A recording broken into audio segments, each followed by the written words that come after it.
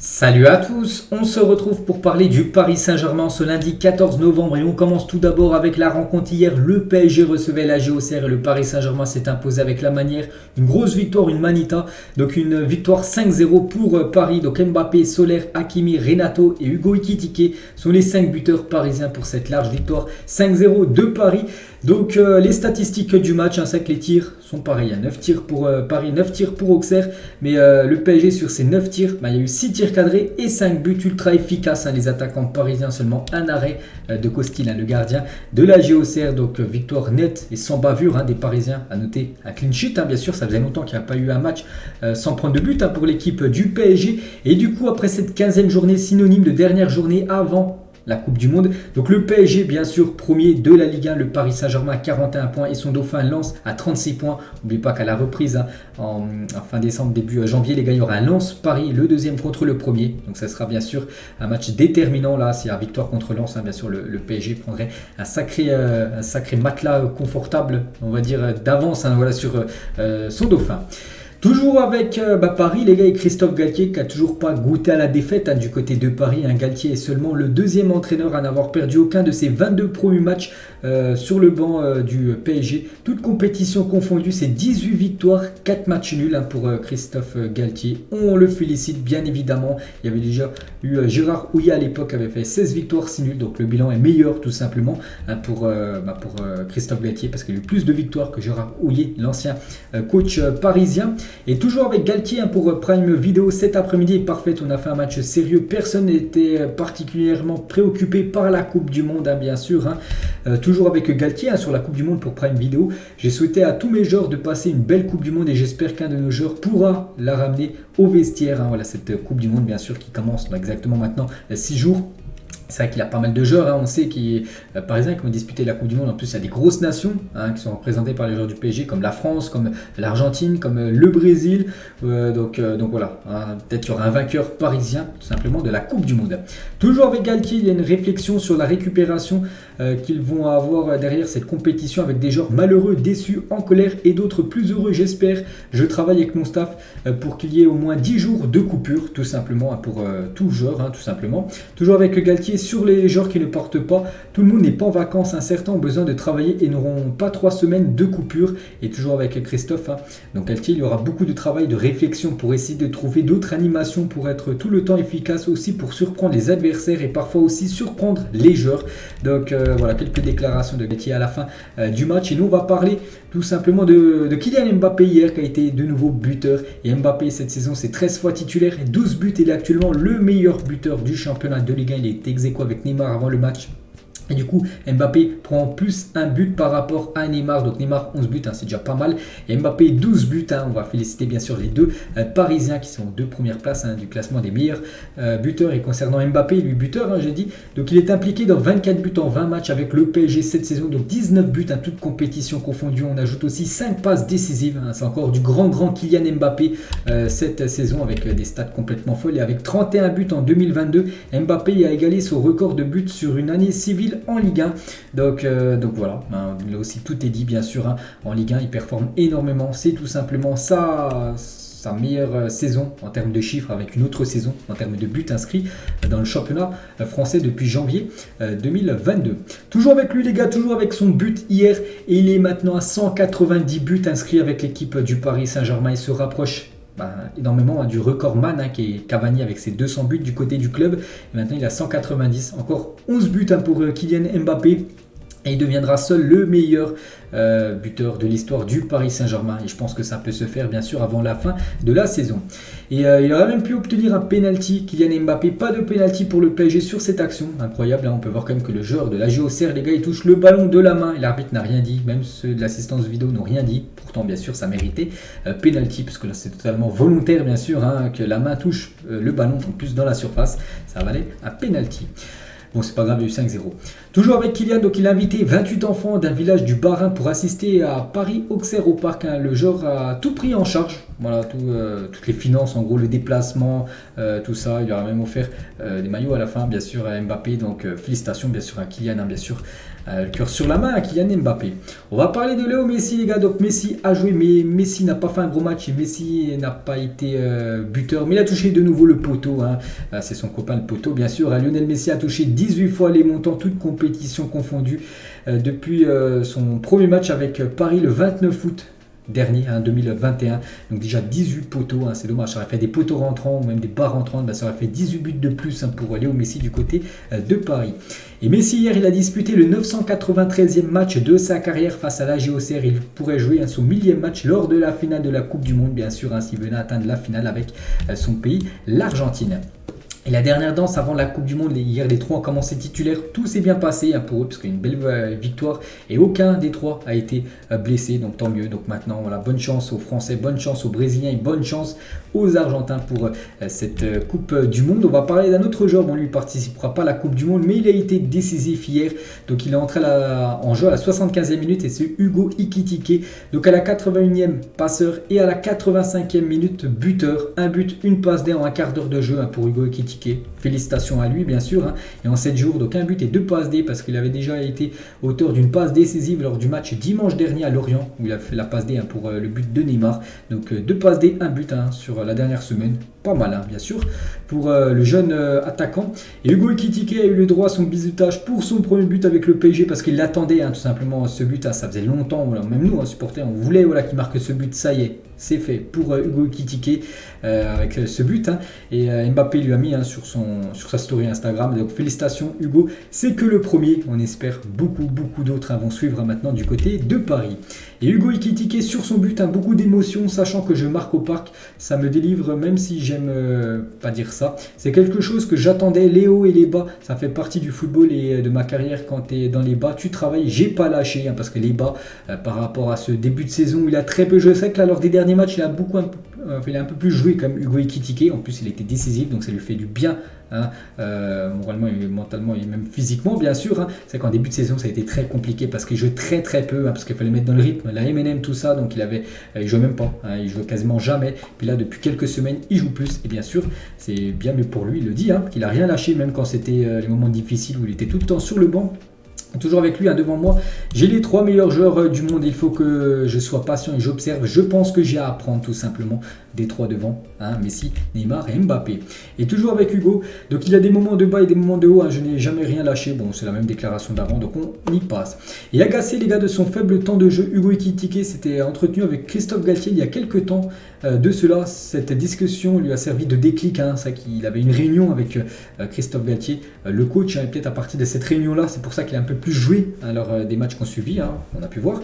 Et il y a eu aussi ce déclic, hein, qui maintenant il est décisif avec bien sûr, hein, les 2 passes D qu'il a fait, ou même son but hier au parc, hein. On va parler les gars de Marco Verratti, c'était le capitaine face à l'AG Auxerre, hein. Voilà, c'est mérité bien sûr, hein, pour ce joueur, hein. Marco Verratti les gars, ça fait plus de 10 ans qu'il est au club, hein, et voilà, il était capitaine contre l'équipe de l'AG Auxerre. Ça fait plaisir de voir Marco avec le brassard. Et toujours avec Marco les gars, là c'est l'heure du premier but où Nuno Mendes a fait la passe D, hein, pour le but de Kylian. Mais regardez, à droite de l'image, on peut voir Messi et Verratti. Regardez les gars, Verratti a levé tout simplement Léo Messi, incroyable, hein, avec l'Argentin et l'Italien. On va parler de Nuno Mendes, hein, qui a été très bon. Pour moi, ça a été le meilleur joueur du PSG hier, hein. Il a obtenu la note de 8 sur 10, hein, dans le journal de l'équipe. Hier, j'ai fait un débrief, j'ai également mis la note de 8, hein. Pour moi, ça a été un très bon match de Nuno Mendes, hein, 2 passes décisives, hein, lors de cette rencontre hier contre Auxerre. Il est impliqué dans 3 des 6 derniers buts parisiens, toutes compétitions confondues, hein, le latéral gauche portugais. Sergio Ramos les gars, qui ne participera pas à la Coupe du Monde malheureusement, mais il a mis un petit message, hein, sur son compte Twitter. Donc bonne victoire avant l'arrêt, merci pour votre soutien tout simplement. Donc là il part en vacances, hein, 3 semaines Sergio Ramos, hein, voilà, vu qu'il est en vacances, hein, vu qu'il n'est pas convoqué avec l'Espagne. Danilo Pereira, super résultat, nous resterons invaincus cette saison et après la Coupe du Monde, notre mission sera de continuer à travailler pour rester à notre top niveau. Allez, donc lui, très bonne première partie de saison. Maintenant, bonne chance pour lui, hein, du côté du Portugal, parce que lui va jouer la Coupe du Monde, hein. Donnarumma, les gars, une belle victoire à célébrer avec nos supporters avant la trêve, hein. Voilà, Donnarumma, on lui souhaite aussi une bonne vacances. Donc là, il va jouer 2 matchs amicales, de matchs amicaux avec l'Italie, puis après ça sera les vacances aussi pour Donnarumma, vu que l'Italie n'est pas qualifiée.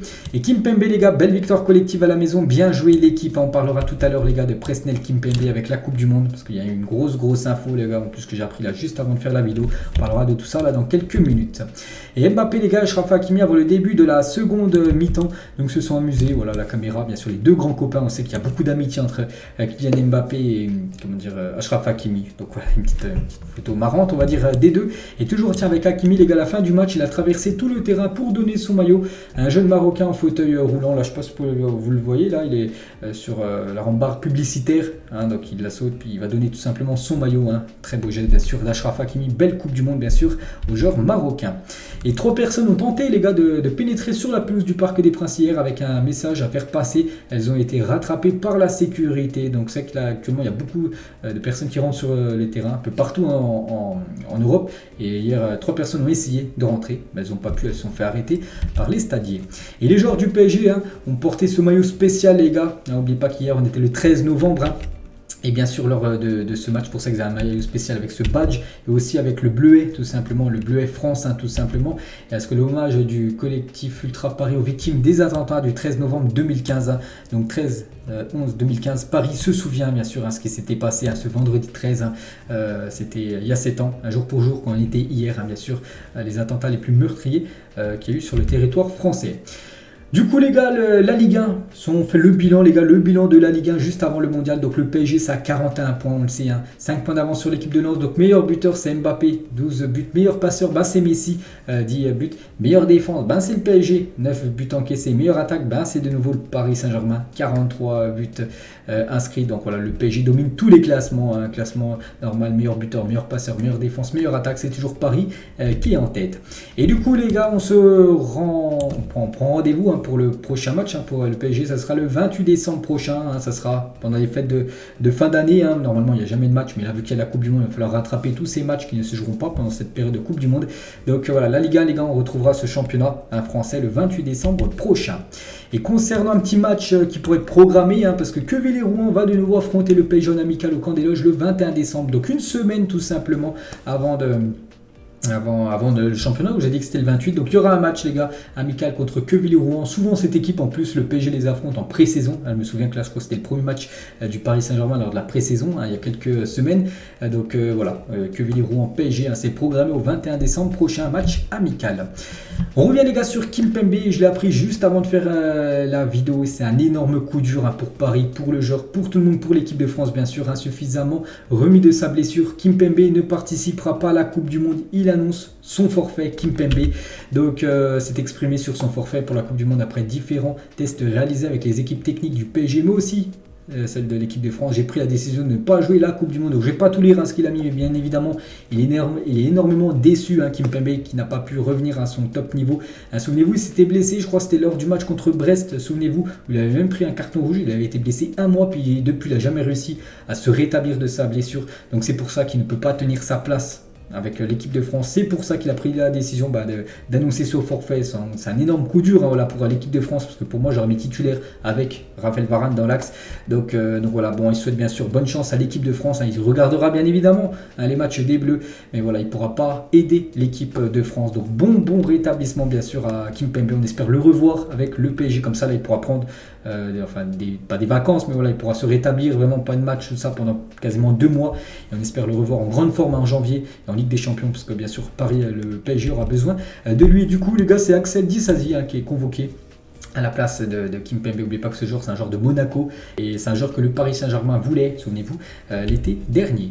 Du coup tous les Parisiens qui vont participer à la Coupe du Monde, voilà cette liste de joueurs. On enlève du coup Kimpembe les gars, parce que ça n'a pas été mis à jour, tout simplement cette liste, donc bonne chance bien sûr à tous ces joueurs, en espérant qu'un parmi là remporte la Coupe du Monde, et plus particulièrement du coup Mbappé les gars, le seul joueur français bien sûr qui va représenter les couleurs de l'équipe de France.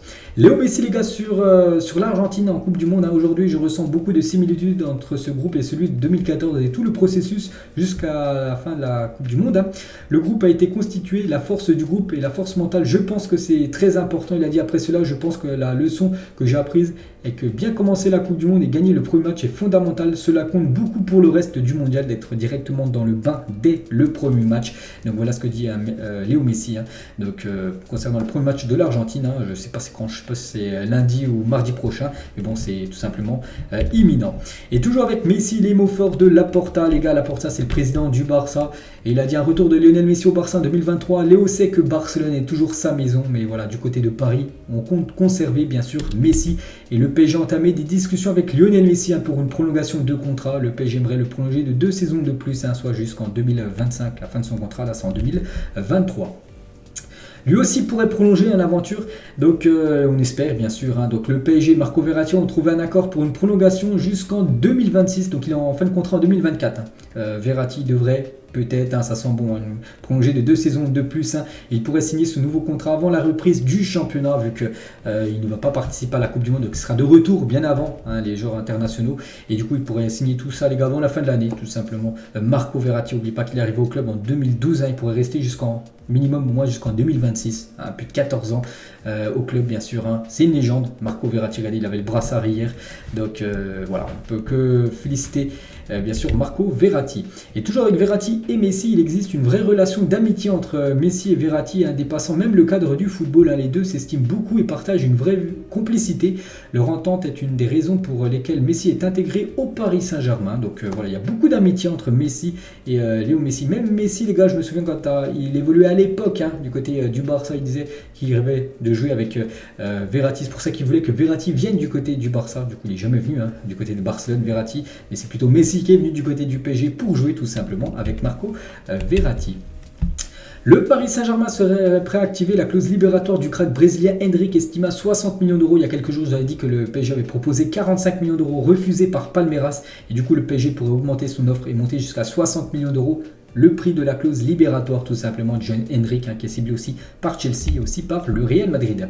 Heung-min Son, les gars, ferait partie de la shortlist du PSG, donc incroyable cette info. Heung-min Son, les gars, un très très bon joueur, un coréen de l'équipe de Tottenham, et le PSG le suivrait, on la garderait un œil attentif concernant le coréen, donc affaire à suivre.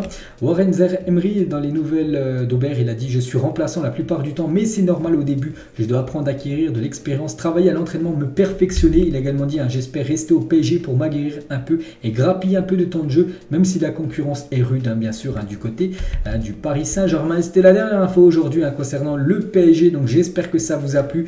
Donc on se retrouve, les gars, on se retrouve soit après-demain, soit jeudi, tout dépend là s'il y a assez d'infos ou pas, parce que là maintenant il n'y a plus de match, bien sûr, donc il y aura un peu moins d'infos sur le PSG, mais je continuerai bien sûr à sortir des vidéos concernant les joueurs du Paris Saint-Germain en Coupe du Monde, voilà, parce que bien sûr nous ça nous intéresse. Allez, bonne journée à vous et à plus tard.